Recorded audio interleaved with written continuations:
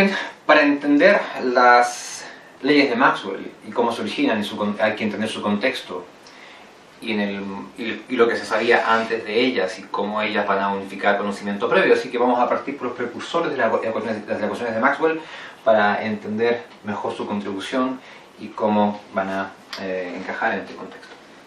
Los precursores de las ecuaciones de Maxwell son cosas que ya usted conoce. El primero de ellos es la ley de Gauss, que ahora vamos a escribir así: integral cerrada sobre una cierta superficie de la densidad de flujo eléctrico punto ds va a ser igual a la integral de la integral de la densidad de carga sobre el volumen delimitado por S. Ahí está la densidad de carga y integral de volumen. Ahí está la ley de Gauss en forma diferencial, en forma integral. Tenemos también la ley de Gauss del magnetismo, lo hemos enunciado así, no sé. Gauss del magnetismo, que dice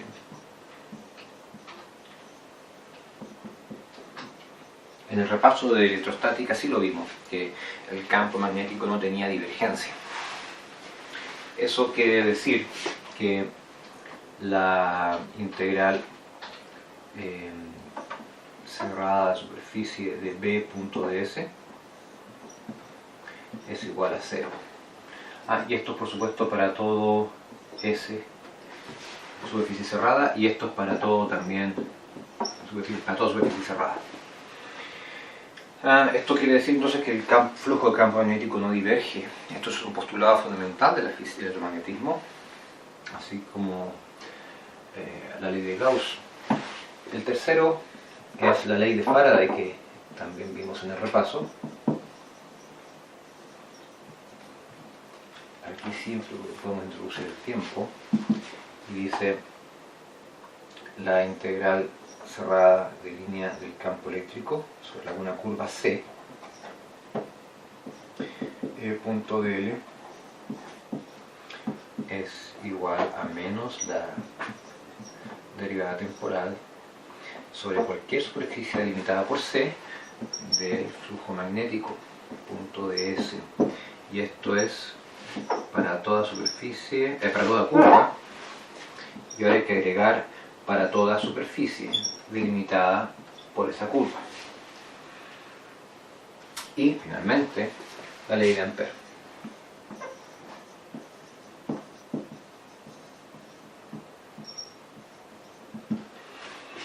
Decía que la integral cerrada de línea sobre alguna curva de h.dl, h es la intensidad de campo magnético, esto es igual a la integral de flujo de corriente, es decir, j.ds, densidad de corriente, sobre alguna superficie S delimitada por la curva, ¿no? Y esto valía para toda curva y para toda superficie delimitada por esa curva. Las relaciones constitutivas dadas por el medio entre E y D son las siguientes: D, densidad de flujo eléctrico, es igual a epsilon por E, que es la permitividad eléctrica del medio donde estamos midiendo esto. Esto es punto a punto, vamos a ser cuidadosos acá, escribirlo así: D en cualquier punto, en cualquier instante, es igual a la permitividad eléctrica en ese punto y en ese instante, veces el campo eléctrico en ese punto y en ese instante.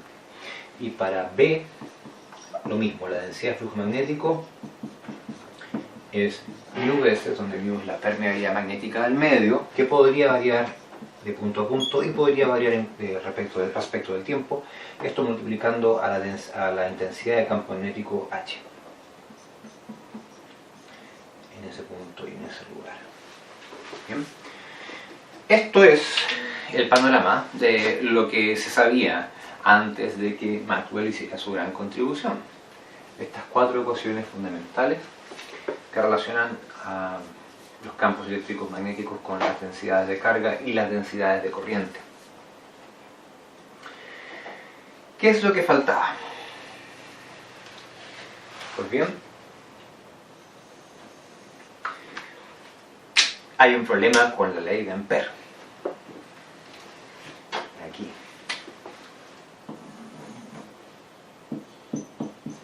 ¿Cuál es el problema? Este ejemplo lo va a revelar. Mire, tenemos un alambre infinito que termina en un condensador, en la placa de un condensador que vamos a así. Vamos a poner la separación del condensador así y pondremos acá el resto del cable. Este cable es muy largo y termina cerrando un circuito más allá de alguna parte. Pero lo importante es que entre esta placa y esta otra hay un aislante, aire vacío o algún plástico, y no pasa corriente por ahí, no pasa carga de una placa a la otra. Y acá tenemos una cierta corriente que vamos a suponer constante para simplificar las cosas, una corriente. ¿Esto puede ocurrir? Claro que sí, si la corriente fluye hacia abajo en forma permanente, entonces se empieza a acumular carga aquí a una razón fija y empieza a abandonar carga de esta placa a la misma razón, a la misma velocidad. Entonces acá habrá una cantidad de carga Q, que es función del tiempo, que va a ser la carga en el instante cero más la corriente veces el tiempo. Y acá habrá una carga menos Q, función del tiempo, que es menos Q0 y menos la carga que la corriente pueda ir evacuando durante la cantidad de tiempo t. Q sub 0 es la cantidad de carga en las placas en instante t igual a 0. Y bueno, ¿qué hace uno acá? Tira la ley de Ampère, claro, ¿por qué no? Para calcular, por ejemplo, el campo magnético alrededor. Así es que dibujemos una trayectoria cerrada para calcular h.dl. Esta, por ejemplo. Ahí. Vamos a hacerlo más realista. Ahí está la curva.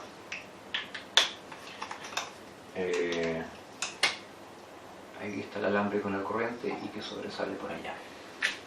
Esta va a ser nuestra curva C. Vamos a, fíjese cómo la corriente va hacia abajo, vamos a orientarla convenientemente así. De manera que ese sea el sentido positivo de la diferencial de superficie. Bien, esta es la curva C entonces y vamos a escribir la ley de Ampère.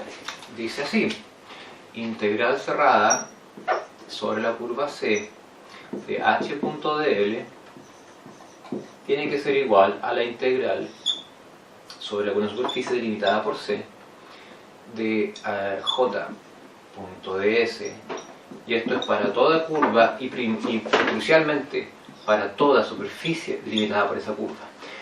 Para poder evaluar esta parte hay que definir entonces una superficie delimitada por la curva, pero como ya vimos no hay una única superficie.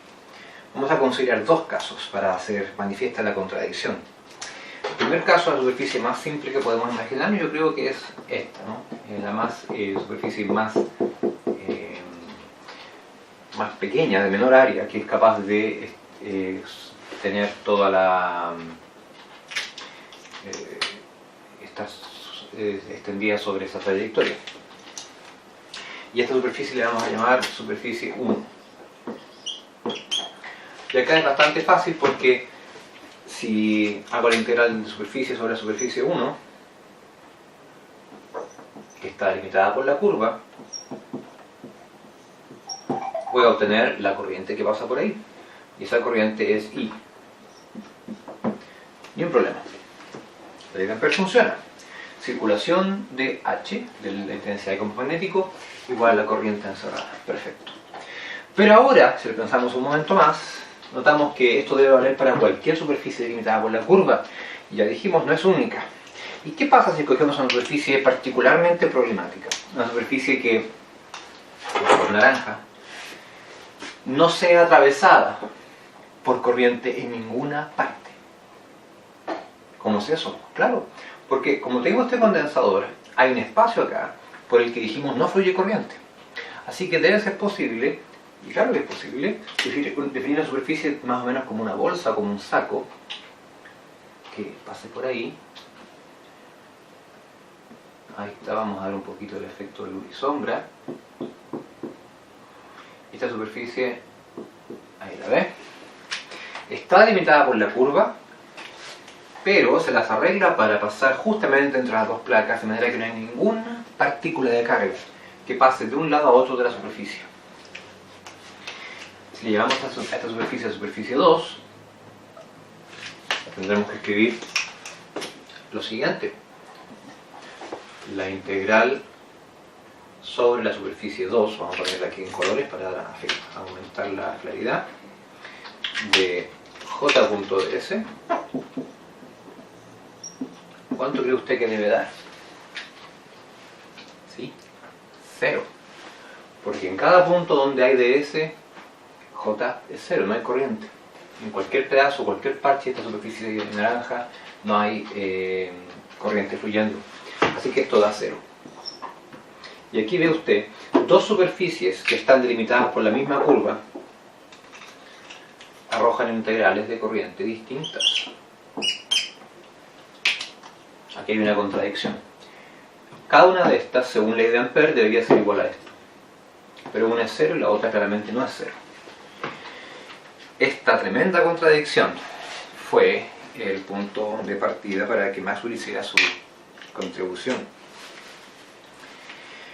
¿Cómo razonó Maxwell? Trataremos de reproducirlo como creemos que pudo ser. Veamos. Evidentemente aquí falta algún término. Cuando escojo la superficie 2 y ya no pasa corriente por ahí, debo tratar de recuperar I y no este 0. Entonces hay algo que estamos perdiendo. El lado derecho de la ecuación de Ampère, la ley de Ampère, que es la integral de la corriente, debe tener algún otro término que no sea solamente esta corriente de carga fluyendo.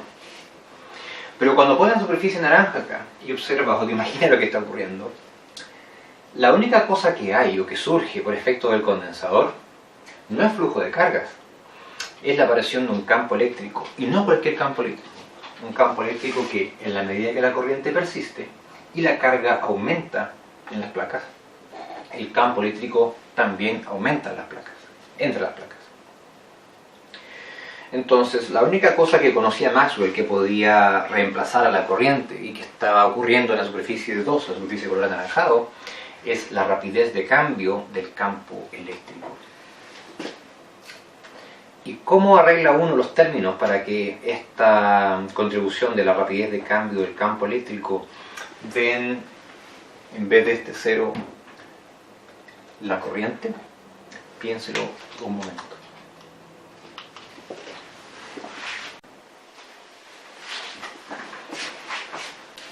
Bien, la carga en esa placa Q, que depende del tiempo, QT, puede derivarse respecto del tiempo. J en particular, la norma de J, o mejor dicho, ¿qué estoy diciendo? La corriente I es igual a la rapidez de cambio de esa carga. Bueno, la carga está en la placa y no está donde está la superficie. Recordemos, lo que está en la superficie naranja aquí abajo es campo eléctrico. Pero puedo relacionar la carga en las placas del condensador con su campo eléctrico. Si las placas están muy cerca, es una muy buena aproximación la siguiente, es decir que como estamos en un conductor que tiene carga en una sola de las caras, por ley de Gauss, espero eso que le parezca claro, el campo eléctrico es, aquí está la placa, aquí está la carga, vamos a ponerlo acá, esta es la placa, tiene carga en un solo lado, así mejor, allá abajo. En la placa de arriba no hay carga, y esta carga Q dividida por el área da lugar a una densidad de carga. Rho sub S es igual a Q partido por área. Ahora, el campo eléctrico que surge hacia abajo es igual, o mejor dicho, como esta es carga libre, podemos también considerar el vector de densidad de flujo D, que apunta hacia abajo, va a ser Rho sub S partido por nada, digamos, es Rho sub S. Sería ρ sub s medio si tuviéramos una placa, una lámina cargada y su flujo se da para ambos lados, pero como este es un conductor y aquí adentro no hay campo eléctrico, hacemos Gauss acá y encontramos que D es solamente la densidad superficial de carga, es decir, Q partido por A. Por lo tanto, la derivada en el tiempo de Q puede escribirse como la derivada en el tiempo de. Ajá. Así es que esto es igual a A por la derivada en tiempo de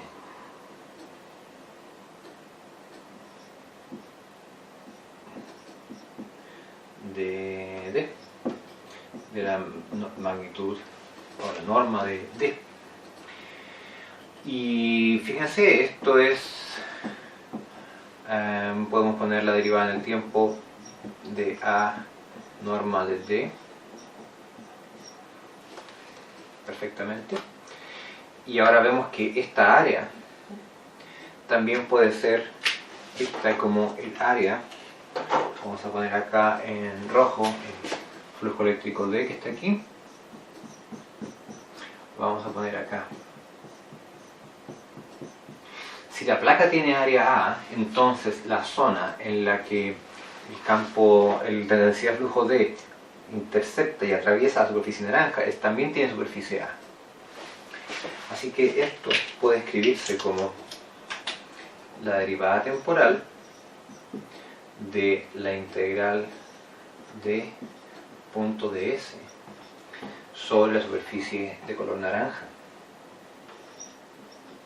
Vamos a ponerlo en color naranja para ser consistentes. Ahí está, S2. Y esto ya es muy prometedor porque el lado de acá, que es la corriente a la que quisimos llegar aquí, que no estamos llegando por la superficie, arrojaría la corriente si en lugar de integrar solamente j.ds, integráramos además la derivada temporal de d. Déjame ponerlo así.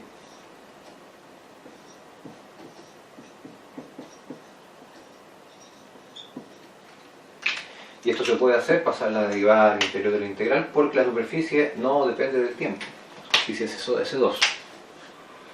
Por lo tanto, y esto puede haberlo pensado Maxwell perfectamente, lograríamos conciliar ambas ecuaciones si en vez de igualar la circulación de H a J solamente, agregáramos además un término asociado a la densidad de flujo eléctrico. Así es que la nueva formulación es la siguiente. Vamos a ponerlo acá. Se resuelve la contradicción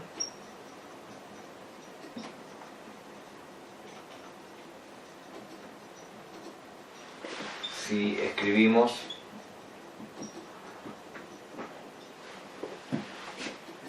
que la circulación de H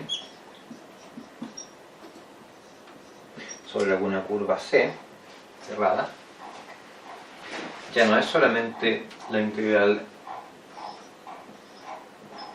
de J, sino que va a ser la integral de J y de esta cantidad, la derivada temporal de la densidad de flujo eléctrico. A esta cantidad, como veremos, se le da el nombre de corriente de desplazamiento, punto ds. Esto es una modificación de la ley de Ampère, fíjense, porque apareció este término invitado, que vamos a ponerlo en rojo para destacarlo. Ahí está. Esto es lo que Ampère no tiene, Maxwell agrega. ¿Por qué esto funciona? Bueno, si utilizamos la superficie 1, la que está allá arriba en verde, en la superficie 1 no hay campo eléctrico, así que esta integral es solamente la integral de J.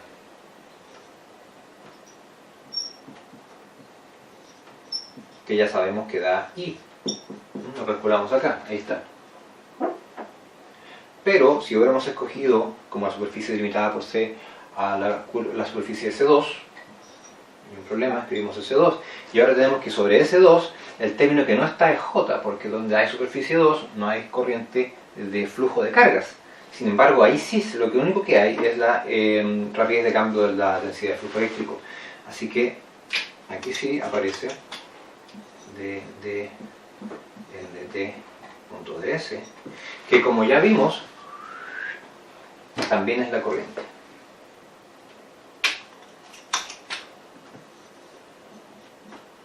Aquí tenemos igualdad y hemos reconciliado ambas situaciones. Esto parece funcionar mejor y de hecho funciona y recibe el nombre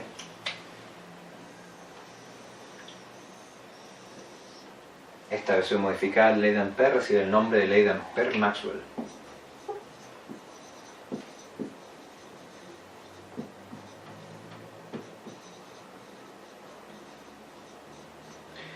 Con ella, verá usted, se agrega el último ingrediente que permite unificar electromagnetismo, campos magnéticos con eléctricos y predecir ondas y todo lo demás que ya le conté en la introducción. Vamos a ver en la siguiente pizarra que podemos ser un poco más rigurosos y demostrar la generalidad de este resultado. Bien, ahora quiero compartir con ustedes una derivación conceptual y más rigurosa de la ley de Ampère-Maxwell, es decir, cómo inventar la ley de Ampère para llegar a la ley de Ampère-Maxwell y cómo probablemente Maxwell razonó para llegar a su famosa fórmula. Como vemos recién, la circulación del campo magnético H, la ley de Ampère predice que es solamente la integral de J.ds por cualquier superficie delimitada por la curva C. Y si dejábamos que fuera así, llegamos a contradicciones manifiestas. Así es que el siguiente paso, después de haberse dado cuenta de aquello, es pensar, ¿por qué no?, que habría que agregar algún término de corrección f a j para esta parte de la integral.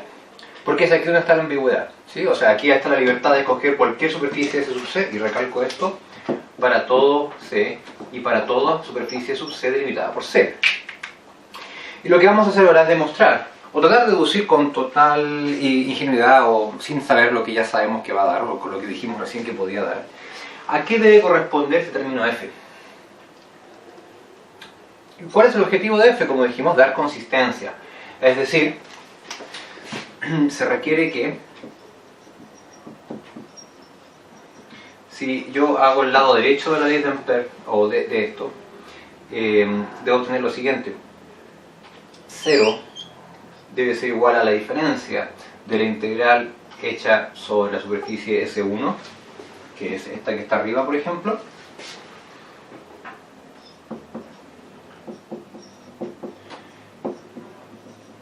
y la misma integral sobre otra superficie que también comparte el mismo límite, el mismo contorno, S sub 2, dibujada aquí abajo. Fíjese que aquí no hay nada más que cosas generales, o sea, una curva cualquiera cerrada, y siempre puede definir superficie 1 y otra superficie 2. Fíjese que si junto a la superficie 1 y la 2, inevitablemente obtengo una superficie cerrada, que llamaremos S. Ahora, note algo. La orientación, voy a escribir todavía aquí, J más F punto ds, pero integrado sobre la superficie 2. Ya, decía yo, una vez que definimos la dirección para recorrer la curva cerrada, que está aquí ilustrada, queda automáticamente definido en estas integrales hacia dónde apunta el ds. Así, en la superficie 1, el ds tiene que apuntar hacia allá, y eso, una vez que definimos la superficie S cerrada, termina siendo hacia afuera. Hasta que yo no defino la superficie 2, no hay una dentro y una afuera de esta superficie 1. Pero una vez que defino la superficie, automáticamente se pasa a ser hacia afuera. Y para la superficie 2, para ser consistente con la regla de la mano derecha, el ds tiene que ir hacia adentro. Este es el ds en la superficie 2. Esta pequeña observación es re importante porque ahora vamos a tratar de hacer, ¿qué cree usted? Juntar estas dos integrales para unirlas y dar una integral sobre S. Pero entonces esta advertencia es necesaria porque cuando escribamos la integral cerrada, y es decir, si unimos las dos superficies y decimos integremos sobre el total, y escribimos integral cerrada, caemos en otra convención, que los de S tienen que apuntar saliendo de la superficie, y este de acá no está cumpliendo eso. ¿Qué significa aquello? es que si yo escribo esto como la integral sobre toda la superficie S, que es la unión de S1, C2, y ya es cerrada la integral, entonces esta parte de la integral queda igual porque el de S apunta en la dirección correcta, en el sentido correcto. Pero este otro tiene que cambiar de sentido, lo cual va a cambiar el signo de la integral. ¿Sí? Así que nos quedamos con esta parte más esta parte, si es que yo oriento el de S en el sentido contrario, y en ese caso tengo la integral sobre la unión, la suma de las dos integrales, que es la integral de la unión, cerrada en este caso, de J más F. ¿Bien? Ok. Ahora puedo escribir esto mismo y separar J, que es aquella cosa que Ampère ya había identificado, para dejar separada, ¿no es cierto?, a F, que es esta otra cantidad que queremos caracterizar. Así que la integral distribuye sobre J, cerrada sobre S, de la densidad de corriente J, más la integral cerrada sobre la misma superficie de esta otra cantidad que queremos caracterizar. Recordemos además que F es una cantidad que vive en la superficie y que es distinta de la corriente J. Si fuera J ya no tendríamos necesidad de ella. ¿Cómo podemos proceder entonces? Bueno, trabajemos este lado. Esto que está acá es igual a la... Fíjese bien, es la integral de flujo de corriente saliendo a la superficie. Supongamos que esta integral da positiva. ¿Qué quiere decir? Que hay más carga saliendo que entrando. Y el valor numérico de esta integral me está diciendo cuál es la corriente neta que sale del volumen, encerrado por S. Así que esto es la rapidez de cambio de la carga encerrada por el volumen con un signo menos. ¿Me explico? Si esto es la rapidez con que sale, es también la rapidez con que lo que queda dentro decrementa. Mientras más rápido sale la carga, más rápido decrece la cantidad de carga encerrada en el volumen. Así que esta parte de acá, voy a escribirlo aquí al lado, esto pasa a ser menos la rapidez de cambio de la carga encerrada, carga libre, encerrada en el volumen delimitado por S. Esta parte de acá. Voy a hacerlo con verde. Esto es igual a eso. Y ahora ponemos la integral de aquello que queremos conocer. ¿Sí? Pero la carga encerrada en un volumen, ¿a qué les suena a ustedes? A la ley de Gauss, por cierto. Y la ley de Gauss también puede escribirse como una integral. O sea, de hecho, es la carga encerrada, una de las partes de la ley de Gauss. La otra parte dice que la carga libre encerrada, esta carga encerrada, es igual a la integral de flujo eléctrico. Es la integral sobre S de esta cantidad, la densidad de flujo eléctrico, más nuestra integral remanente, que es aún nuestra desconocida f.ds. El siguiente paso es decir, bueno, si mi superficie no cambia en el tiempo, puedo pasar la integral adentro. Así que tengo la integral de superficie de f menos de d en dt punto ds. Y fíjese bien, esto debe valer para toda curva y para toda superficie. En el fondo, ¿qué va a valer para cualquier superficie cerrada. Es decir, puedo escoger cualquier cintura de esta superficie cerrada, y luego cualquier parte superior e inferior. Cualquier superficie cerrada, en definitiva. Así que esto debe ser válido para toda superficie cerrada S. Y ahora fíjese. Si yo le dijera que esto vale para alguna superficie S, solo sabríamos que las dos integrales son iguales. Pero no podríamos afirmar que la función f, que puede variar en el tiempo y en el espacio, es igual punto a punto a la función de d en dt. Sin embargo, lo que sabemos es mucha más información. Nos dice, no es para una S en particular, esto vale para toda superficie cerrada. Y si una función, esto que está dentro, esta función, llamémosle, no sé, este f.ds, esto podemos escribirlo como alguna función phi de r ds, ¿me entiende? Donde el ds lo descomponemos en ds y algún vector normal unitario, y el unitario con este da una cantidad escalar, aquí está phi. Si tengo alguna cantidad phi que es igual a 0 al integral sobre cualquier superficie, no hay otra forma, no hay otra solución, y es que la cantidad que estoy integrando sea idénticamente 0. En realidad puedo definir algún caso patológico donde la función tenga infinitos puntos de discontinuidad o tenga una singularidad, pero si la función, por ejemplo, si las funciones son continuas en el espacio, y es una condición relativamente suave acá, es decir, si hay continuidad, podemos entonces concluir que esto que está dentro es idénticamente 0, es decir, f de r, t debe ser igual a igual a dd en dt, la rapidez de cambio del flujo eléctrico en r, t, para todo r y para todo t. Damas y caballeros, hemos deducido con total generalidad, ya independizado de ese condensador que dibujamos en la pizarra anterior, hemos deducido que si hemos de corregir la ley de Ampère agregando un término, ese término no puede ser otro que la rapidez de cambio de la densidad de flujo eléctrico, y es perfectamente conveniente, porque este término que buscamos, ¿se acuerdan? Tenía que existir justamente allí donde no había, incluso ahí donde no había corriente fluyendo, como entre las placas del condensador, y da de forma natural. Esa es la ley de Ampère-Maxwell, y esta corriente se llama dd en dt, cuyas unidades son amperes por metro cuadrado. Se llama corriente o densidad de corriente de desplazamiento.